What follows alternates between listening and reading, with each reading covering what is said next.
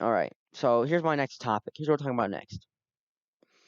In my last video, I did the Arizona Cardinals season preview where I said I think Kyler Murray can possibly win MVP. I can see them making the playoffs. Well, we're going in ABC order, all right? So this time I have the Atlanta Falcons, right? Now here's the thing about the Atlanta Falcons. They, I think that they are one of the biggest boom or bust teams in the league this year. I think they're either gonna make it to the second round of the playoffs or they're not gonna make it at all. They could either be in the best team, not the best team. They can either be the second best team or like the worst team in their division, which has the Saints, the Bucks, and the Panthers in it as well. It's the what is that? The NFC? Is that the NFC South? I think so. So I think yeah, they have gone 7-9 both of the past 2 years, and then the year before that they went 10-6, and they lost to the not the Falcons. They are the Falcons. They lost to the Eagles in the I think the divisional round, and then the year before that they obviously 28-3. We're 28-3. Um, so the Falcons are coming off. I wouldn't say it's not a win streak, obviously, but they're coming off an 8 game timeline, I guess I'll say. A little 8 game thing. I don't know. Where they won 6 out of their last 8 games, beating the I think they beat the 49ers in one of those games, who obviously went on to lose in the Super Bowl to the Chiefs. But so I don't know. So here's another thing about the Falcons. They could possibly have all 11 starters on offense this year as former first round picks. They have quarterback Matt Ryan, obviously. They got Todd Gurley from the Rams not the Rams, the Rams in the offseason, who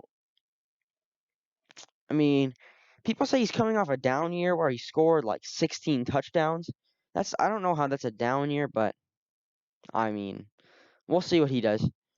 Wide receiver one, like obviously one of the greatest wide receivers in the game right now, Julio Jones, who I think could have a really good season. Same with their wide receiver too, Calvin Ridley. He could have a he could have a big year. I think he could have a really big year.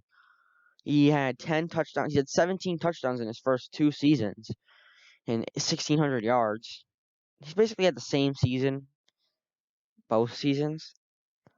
Um, Wide receiver three. This is where they might not have all 11. They might only have 10, which is still not. I mean, only 10 is still a lot. But wide receiver three, they signed Laquan Treadwell this offseason from the he went back to the Vikings, I think.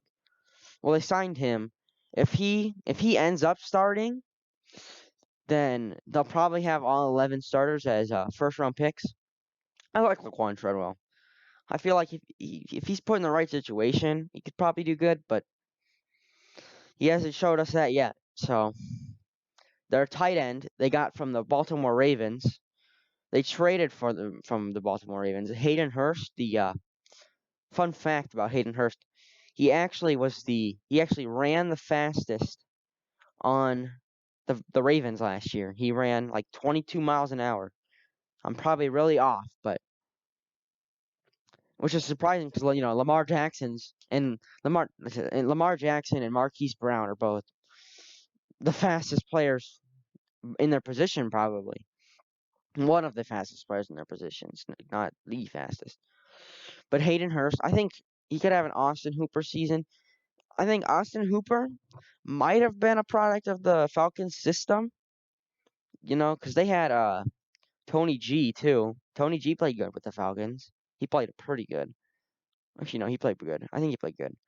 Then their entire offensive line, I'm not gonna go position by position. Jake Matthews, James Carpenter, Alex Mack, Chris Lindstrom, and Caleb McGarry are all first round picks as well. So, I mean, you'd think that if you had all 11 first round picks as starters, then you would be pretty good, but I guess again we'll see because they are, in my opinion, the biggest boom or bust team in the entire league. They'll either be so good or really bad. I don't think that there's really an in between for them. Well, actually, there might be an in between, but in between for me is probably 7 and 9. That's average for me.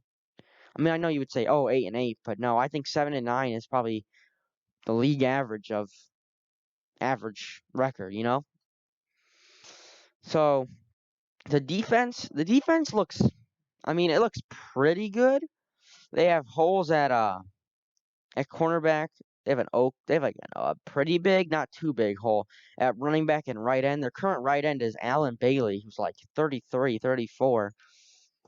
So they might need to look at someone to replace at right end. But cornerback, they recently drafted AJ Terrell. They have Kendall Sheffield and they have Isaiah Oliver. They are all really young players who could who I think Isaiah Oliver could look to take a big leap this offseason. But last season I heard he did not look very good. They another player they got from the Rams was Dante Fowler, former I think number 3 or number 5. I think it's number 3.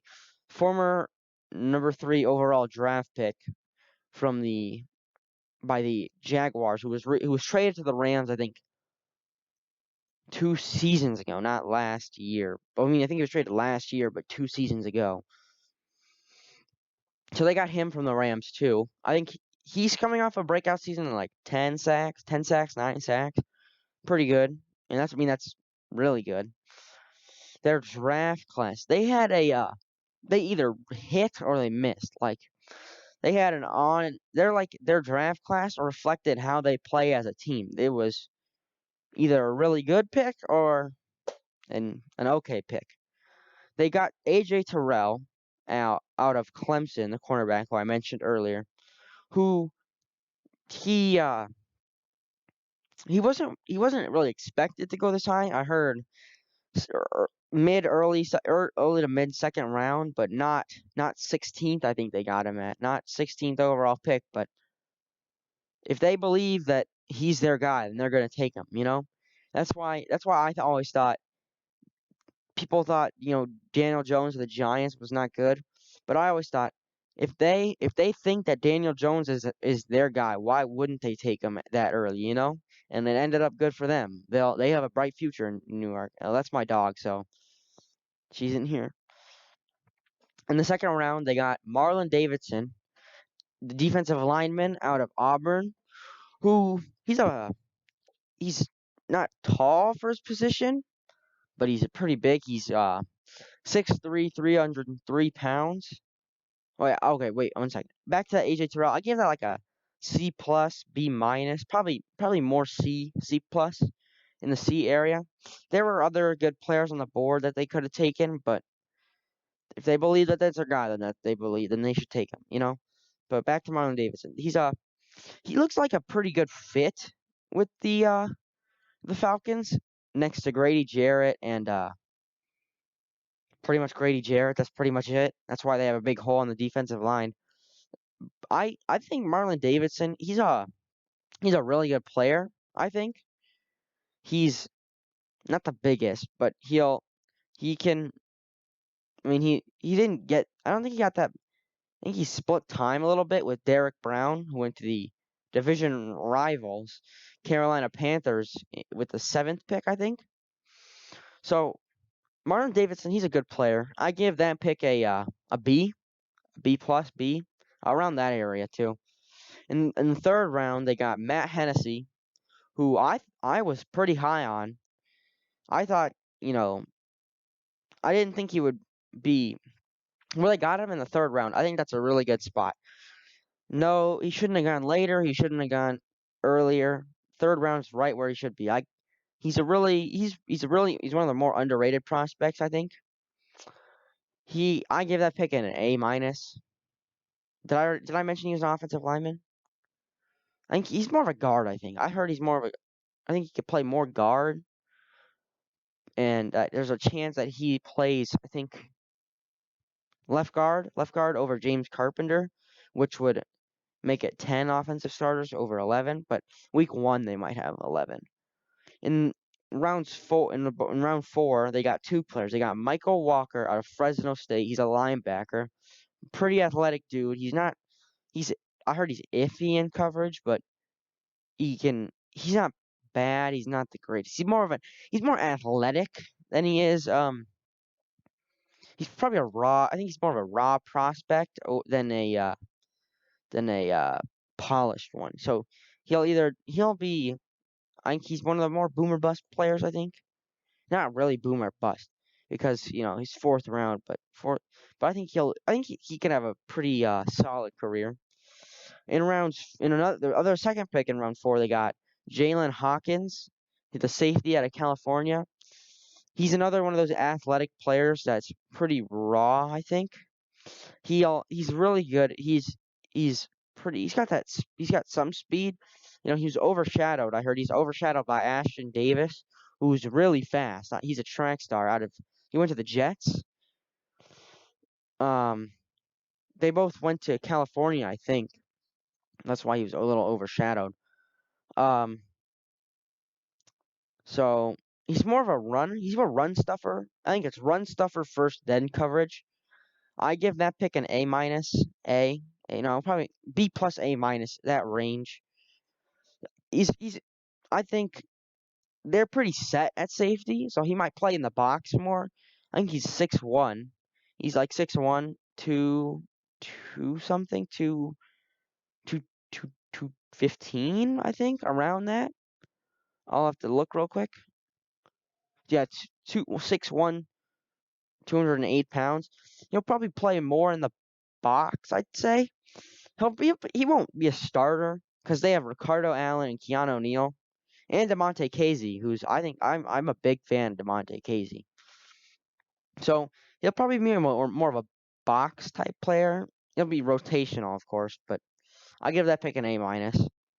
Then in round 7, so they didn't have a pick in rounds 5 or 6. So in round 7 they took Sterling. I'm probably gonna butcher his last name. Sterling Hoffercher, who's the punter out of Syracuse. I mean, it's a punter, and he might have been there. He probably would have been there in free agency, but I think don't they have a hole? They might have a hole at punter. I have to look at that. I should probably know that, but I don't. At punter, their current punter is Ryan Allen, who had pretty bad. I'd say it's a pretty bad average punt yards of 42. I mean, it's not bad. It's not the greatest. I mean, he was recently cut from for the Patriots last season in the offseason because they drafted Jake Bailey out of I don't know where they got Jake Bailey. I should probably know that, but I don't. But Brandon Allen, he's 30 years old, so there's a chance he does not stick around. So that's why they probably got their guy. I heard the guy that they drafted has here's what CBS says. Richard has a booming leg and multiple years of experience at Syracuse. So, I mean, if your guy has a booming leg and you gotta get him, that's pretty much how I think you got to do that. So, with that being said, my ceiling for the Falcons this year is probably 10-6.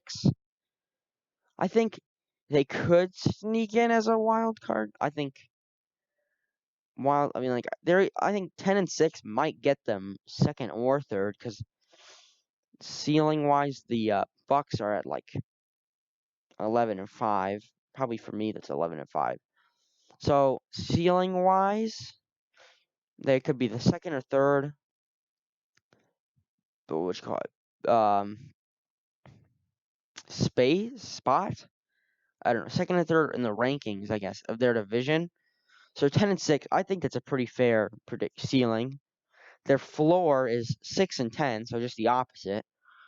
That's where I think the bigger boomer bust, a 4-game difference I think is pretty big. That obviously gets you from the playoffs to out of the playoffs. And so Dan Quinn, I know he's on the hot seat this year. So I mean, he's been on the hot seat for the past like 3 years, but well, not three, probably 2 years. But I think this could be as possibly last year. He's more of a defensive mind, right? So I guess we'll see if they do, if that's their floor. Then my prediction, I think that a fair prediction for the Falcons is 9-7. So they'll win 2 more games, I think, than they did last year. That shouldn't that should put Dan Quinn, it shouldn't really get him fired as much as it. I mean, it might, because with 11 first-round picks on your roster, you might I mean, not on your roster, on your offensive line up, on your offensive starting lineup.